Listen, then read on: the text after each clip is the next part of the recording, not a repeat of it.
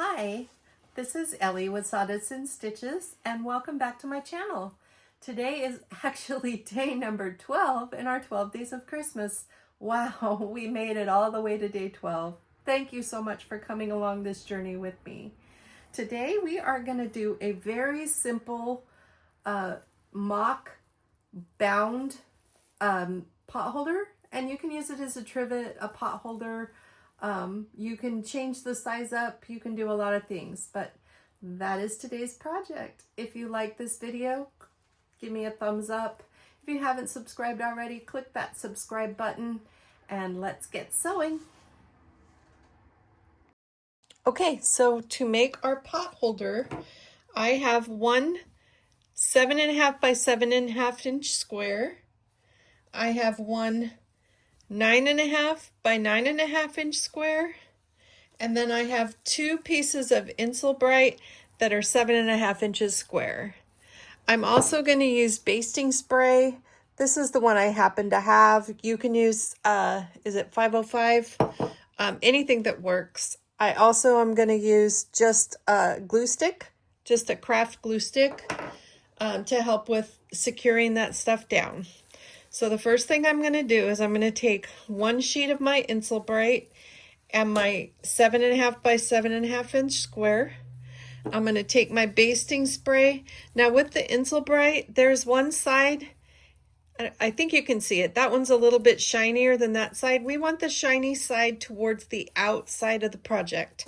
So we're going to put the shiny side against the back side of the 7.5 by 7.5 inch square, and we're going to just line that up as best as we can, and we'll set that aside. We're going to quilt that corner to corner, but we're going to take both that one and the big one to the sewing machine. So I'm going to take my larger square and I'm going to turn it wrong side up, and then I'm going to take my Insulbrite with the shiny side and put it face down. So I'm going to spray a little bit of that basting spray on there.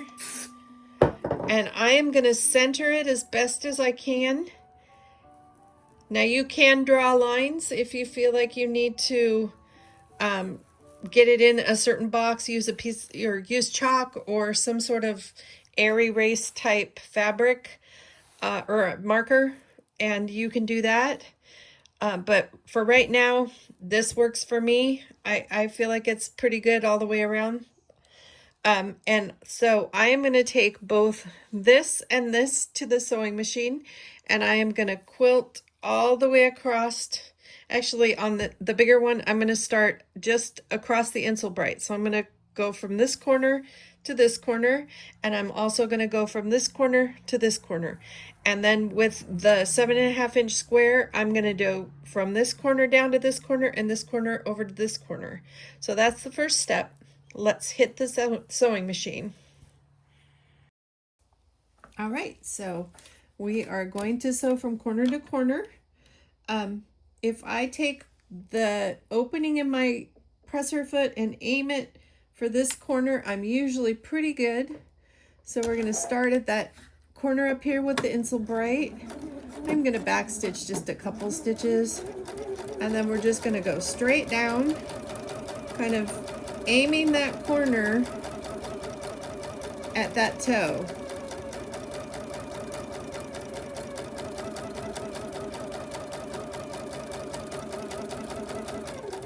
Perfect. And then backstitch. All right. So cut our threads. And then I am going to turn it and do the same thing down the other side.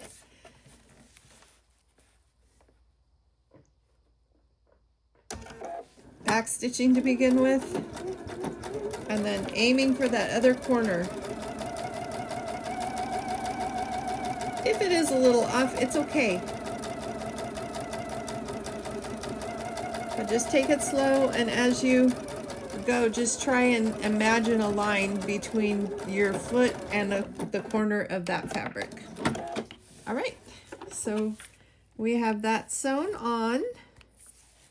Cut the threads. And you can see our stitching, and it goes in that X. So I am going to set that aside and grab my smaller one, and I'm going to do the same thing. I find that I get a little bit less slipping if I sew it from the Insulbright side, but we do have that fabric underneath. So I'm going to start at this corner, do the same thing, backstitch a little bit, and just aim for that other corner.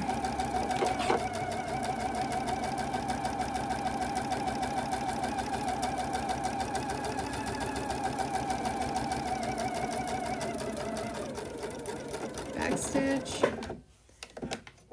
cut the threads, turn it, and go from the opposite corner to the opposite corner. This just gives it a little bit of a look. You can do all kinds of stuff with this. You don't have to do the X. You can do circles, you can do Christmas trees, you can do a star, you can do whatever you want. I was on a Zoom earlier today, and Gina was making a absolutely beautiful potholder with a star and a Christmas tree and some others. She's just made some beautiful, beautiful potholders. So those are all options. You can trace it on with chalk, or you can freehand it if you're good at that. But you don't have to stick with just the X. If there's something else you'd like to do, by all means do it. So you can see where our stitching is.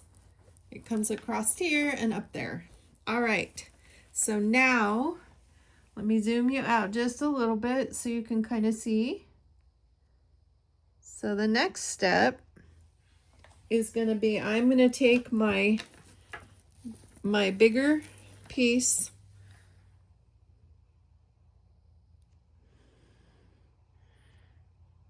there we go. All right, so I'm going to take my 9.5 inch block, and I am going to lay my small block on top of it. So we're back at the sewing machine. We have our sandwich that we put together with the Insulbright and the top and the bottom fabric. And we are just going to go from the center down and then from the center across. And we're just kind of eyeballing it, aiming our foot at the center seam that we made with that X. Like I said, if you want to take the time and draw the line and make it perfect straight, that is fantastic. But I think for me, this works. It doesn't have to be perfect.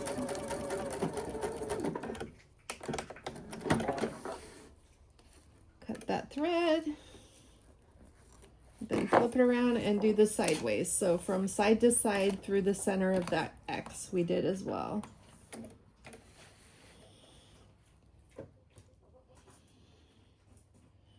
Just kind of centering it and zooming for that center of the X, back stitching.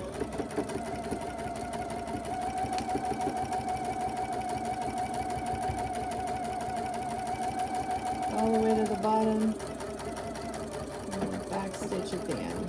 There we go. All right. So we have our quilting done. Now we just need to do our faux binding and we'll be good to go. Okay, back at the ironing table, and what we are going to do is we're going to take just a craft glue stick, and my iron's hot, my little mini iron's hot, and I'm just going to run some glue down the side of that. And I am going to fold this edge in to almost meet the edge of our potholder quilt, the quilting, the Insulbright piece. So we're just almost meeting it in there. And I do want to make sure I get plenty of glue in the corners, because the corners at some point can be a little finicky. So Just going to use that glue stick, and then I'm going to set it with our little mini iron. Just go along that edge just to set that glue. And then I'm going to flip this around and do the opposite side. Do the exact same thing. Cut that thread first there. And another thread. We'll cut that one too. All right, so same thing, just running that glue stick down the edge, making sure I get it clear out to that corner. And then over on this edge, same thing. And then fold this almost to the edge. There's probably about 1/8 of an inch in between the Insel Bright and the edge of that mock binding. And then once again, just take that iron to set that glue. All right, now we're going to do the opposite sides. Same exact process. Gonna just glue the edge, fold it down. You can tape, you can baste, or you can just clip this. You don't have to use the glue. The glue just does make it a little easier to stick it. It sticks it firmly enough to where you can work with it without that edge pulling up. So it is helpful, but it isn't necessary. Just getting that glue. There we go. Now we'll set it with the iron again. And then we have one more side. Flip that around. Last side. Making sure I get those corners got glue on them. That's important. Cutting the string I don't want. There we go. All right. Once again, folding it over almost to the edge. And I am making sure that these sides over here match as best as I can. And trying to keep that even. The more even I can get it, the nicer the finished look will be. And then pressing it down again, setting that glue. All right. Next step, same as the first. We are going to take this and we're going to roll it over, and we are going to glue that down. So just a little bit of glue there, once again on the edge. Making sure we get it clear out to the edge, because that makes a difference with it holding down. And then I'm just going to roll this over the top. That creates that faux binding. So it looks like it's a bound pot holder, but it's not. And I am going to put a clip or two as well on this around that iron, just because it is pretty thick, so it does want to pull loose. There we go. Take that iron and just press that edge down. You can press it across now because that'll hold it. And then I'll take this clip off and press it. And then I am going to put the clips back on until I sew it, just because there is a lot in there. So we want to make sure it stays where we put it. So just putting some clips. And then we are going to flip it, do the opposite side, and do the exact same thing. A lot of repeating on this, which is actually, it kind of makes it go pretty fast. You can also batch sew these pretty easily, just one step at a time. Just get your pieces cut and then sew down your Insel Bright, and then do the X's on them all. And so it can go pretty fast. It's a good one to batch sew if you're looking at doing festivals or just have a lot of gifts to make for people. It's a great hostess gift. Easy, quick and easy.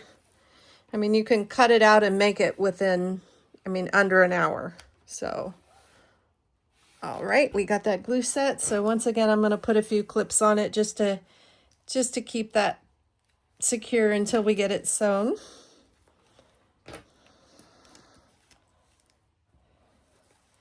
And then opposite end, same thing, glue all the way across, making sure those edges have lots of glue so they stick down.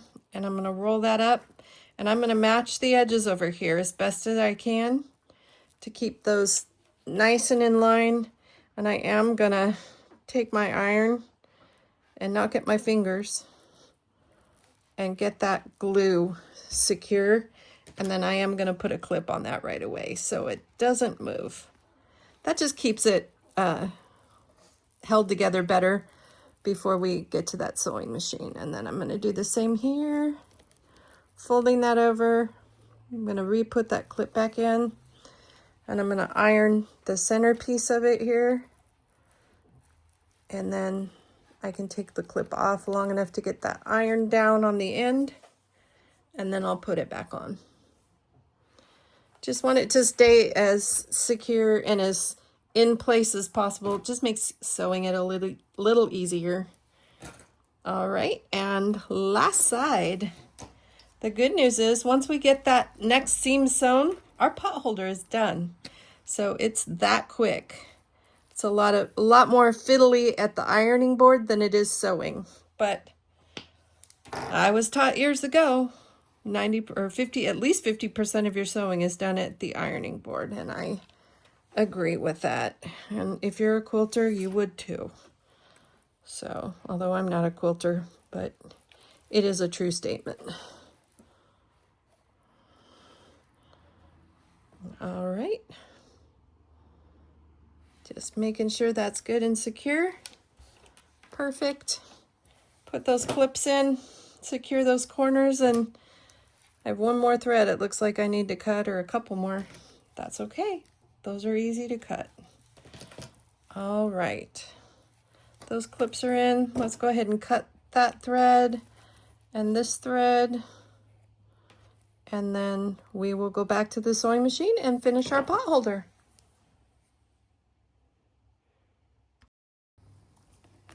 Back at the machine.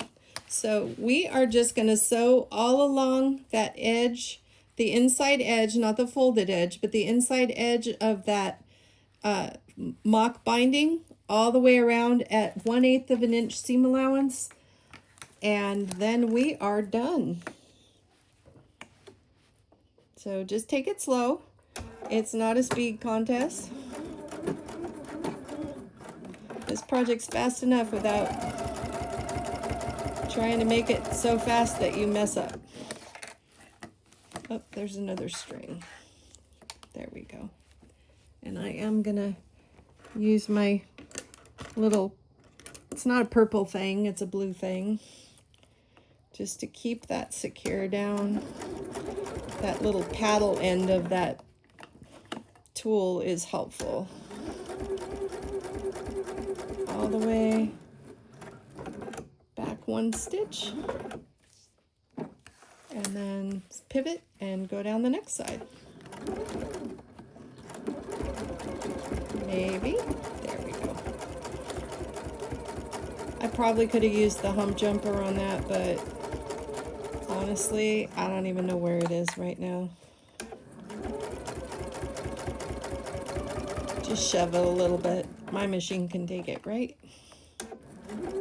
All right, and then I am gonna go an extra stitch and then back up and then pivot. Oh, I think I need one more forward. There we go. That's better. Don't want to miss the edge.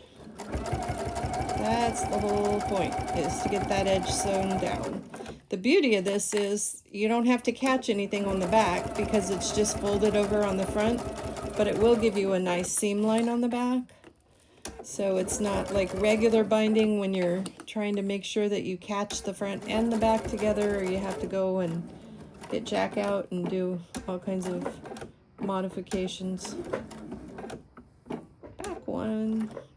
I do that so that I can secure those corners down a little bit. If you wanted to go back and do a second seam allowance around, you could. It would finish it nice. Go the right way. But it isn't necessary. It looks good without it. So it's really a preference. If you feel like it needs it, then do it. If you want to do a second row, go for it.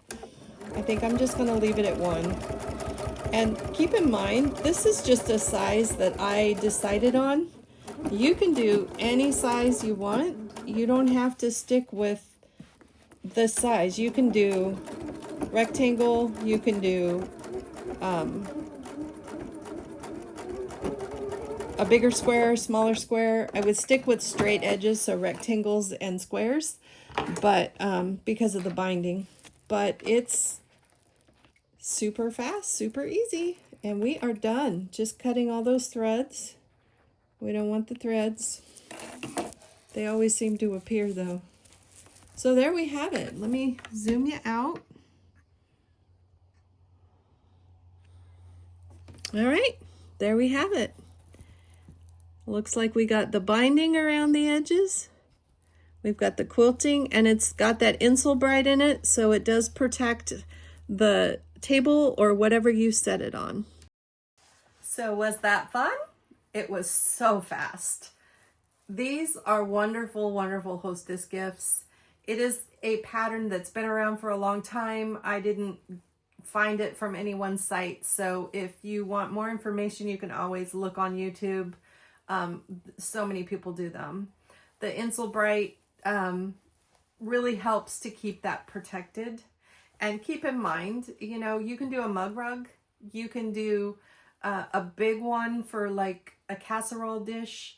You can do a lot with it. It just change the size. Keep it a square or a rectangle, because that binding technique, you really do need a 90-degree angle. But really actually a fun sew, super quick. So thank you so much for joining me. I have really enjoyed this series. Take care and happy sewing.